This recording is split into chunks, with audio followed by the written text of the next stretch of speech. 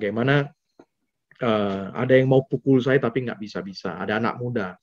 Dia merasa dia nggak berani pukul saya, tapi karena dia udah kerasukan, dia pengen pukul saya, tapi nggak bisa-bisa.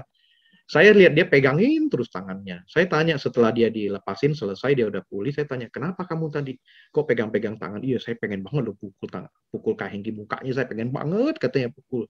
Tapi nggak bisa-bisa. Kenapa? Nggak bisa aja. Kayaknya ada kuasa yang apa yang menghalangi saya. Dan setiap kali saya mengusir setan di dalam dirinya itu, dia marah sekali dan setannya itu merasa sangat tersakiti sekali. Dia ceritakan gitu ya. Jadi saudaraku, soal kuasa itu kita bisa dapatkan ketika kita sudah dipenuhi dengan Roh Kudus. Ya, ini beberapa contoh. Ya.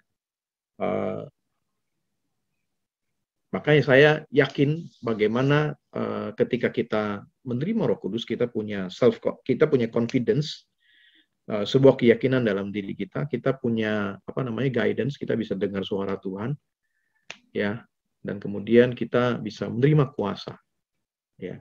Nah, hal yang keempat itu bicara soal unity, itu bicara soal koinonia, itu bicara soal fellowship. Jadi bukan hanya together, kita bersama-sama, ya, kita kompak, bukan hanya sebatas itu. Tapi unity-nya itu kita bisa sehati gitu loh ya. Secara roh itu kita bisa merasakan kesehatian itu. Ya. Nah, di dalam Roh Kudus ini hanya bisa terjadi. Walaupun kadang-kadang mungkin beda gereja. Saya punya beberapa teman pekerja dari latar belakang beberapa gereja yang berbeda-beda, tapi waktu kami ketemu rasanya itu ada satu ikatan yang lain. Nah, itu tuh. Ya, bukan berarti harus satu gereja, satu tempat pelayanan bagaimana. Enggak, tapi kayak kita ada sahabat-sahabat yang sangat baik, yang kita bisa rasakan hati kita itu menyatu gitu. Saya seperti dulu, saya waktu sangat aktif di jaringan donasional, saya punya satu teman Romo, namanya Romo Widodo. Tapi sekarang saya coba lacak dia, kayaknya udah nggak ada. Soalnya ya terakhir dia juga udah tua memang ya. Terus dia punya komplikasi beberapa penyakit, terutama diabetesnya parah. Tapi waktu ketemu dia, kita ngobrol dan saya ajak dia terlibat, dia sangat respon dan kayaknya ada satu persahabatan yang sangat sukar untuk dijelaskan. Orang ini sangat apa ya namanya ya, Romo ini sangat baik hatinya dan yang penting gereja bisa sama-sama, dia bilang. Makanya dia itu malah lebih sering menyediakan diri sebelum surat tugasnya keluar. Bapak Ibu ngerti ya, waktu kita ada acara gereja, kadang-kadang kan romo-romo ini mereka harus tunggu surat dinasnya dulu, dari izin dulu, dan kemudian ini dapat izin atau apa, enggak. Tapi kadang-kadang kita hubungi dia dulu, kemudian Romo ikut yuk, gini, ayo saya duluan, nanti baru saya izinnya belakangan.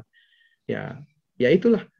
Maksudnya ada sebuah rasa yang sangat berbeda, ada unity yang berbeda. Kita sudah rasa ada sesuatu yang menyatukan hati kita sama-sama.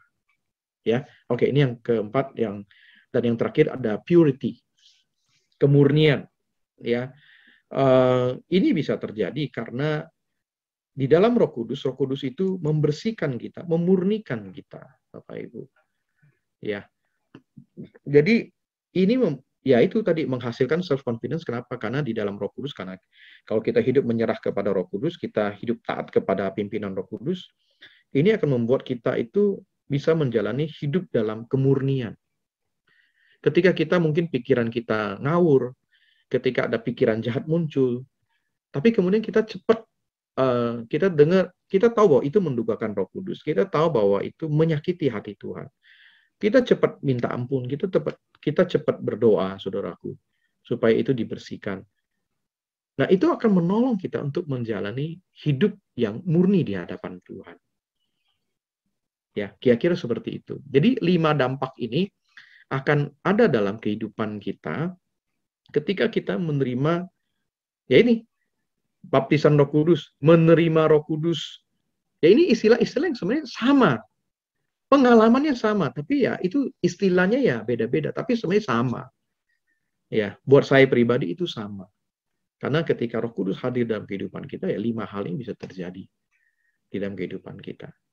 Ya, jadi Bapak Ibu Saudara kasih Tuhan, ini yang saya bisa bagikan buat kita.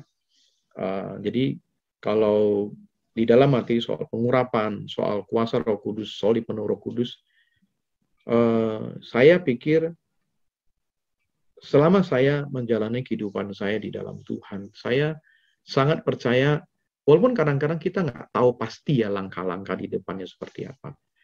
Tapi ada waktu-waktu di mana Tuhan itu akan memberikan damai sejahtera, memberikan peneguhan dalam hati kita. Ya, seperti contoh sekarang kalau saya pulang ke Singkawang begini, entah kenapa saya, ya kalau saya bilang secara manusia ya, secara manusia kalau kita ada di Jakarta jelas banyak sekali peluang ini itu dan sebagainya. Jujur, saya bilang secara daging, secara manusia. Tapi entah kenapa saya merasa saya harus pulang. Ya, sama seperti dulu waktu saya lulus SMA, entah kenapa saya merasa saya harus sekolah ke Bandung. Teman saya bilang, kenapa nggak di Jakarta? Jakarta kan gini-gini, bla bla. Saya dicecer, saudara. Kan kamu bisa pelayanan, kamu bisa gini, bisa itu. Kenapa nggak yang lain? Kenapa harus ke Bandung? Saya bilang, saya nggak paham, tapi harus ke Bandung. Dan saya bersyukur, saudaraku. Kenapa saya harus ke Bandung? Setelah saya ada di Bandung, saya selesai di Bandung, barulah saya mengerti. Karena di Bandung itulah saya menemukan ada jemaat, saya bergabung situ, dan saya belajar banyak sekali hal-hal di situ. Dan yang paling penting ya memang saya mengenal calon istri saya di situ. Tapi bukan itu yang terutama. Yang terutama adalah saya menilai bahwa saya mengalami peningkatan secara rohani. Ya, karena saya ada di Kota Bandung itu. Saya berkenalan dengan beberapa teman-teman dari pelayanan yang lain dan kami berdiskusi, kami bersahabat sampai hari ini juga. Kami masih tetap berteman.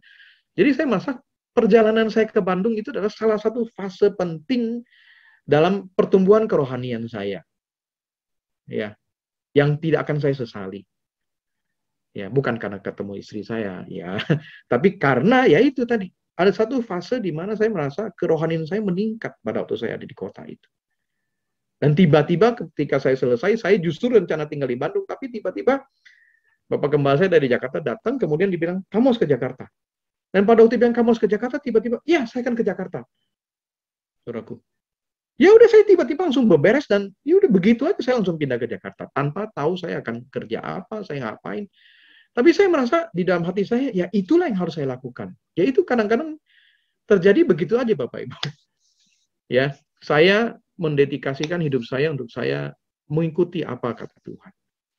Jujur ya, kalau saya mau ya secara daging saya mau misalkan cari uang yang lebih banyak, saya akan tetap memilih tinggal di Jakarta.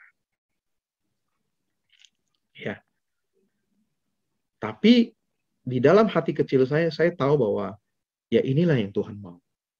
Saya punya keyakinan bahkan kalau saya pulang ke kota saya ini pun ada satu orang aja, nggak usah dua, nggak usah tiga, tapi ada satu orang bisa percaya kepada Tuhan, bisa dimuridkan.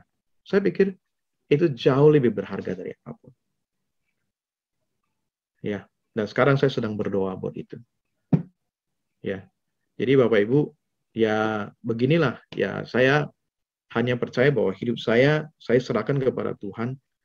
Bagaimana Tuhan akan berkarya, ya saya kembalikan lagi kepada Tuhan. Ya, ada banyak hal yang saya percaya Tuhan percayakan, ya, dan ada beberapa hal yang saya tahu Tuhan tanam dalam hati saya harus kerjakan, ya, dan itu berhubungan dengan pelayanan. Ya, nah itu saja yang saya bisa bagikan, Bapak Ibu. Ya, kiranya apa yang saya sharingkan malam ini boleh jadi berkat buat kita semua. Ya, mudah-mudahan kita bisa ada tanya jawab buat itu. Terima kasih untuk waktunya.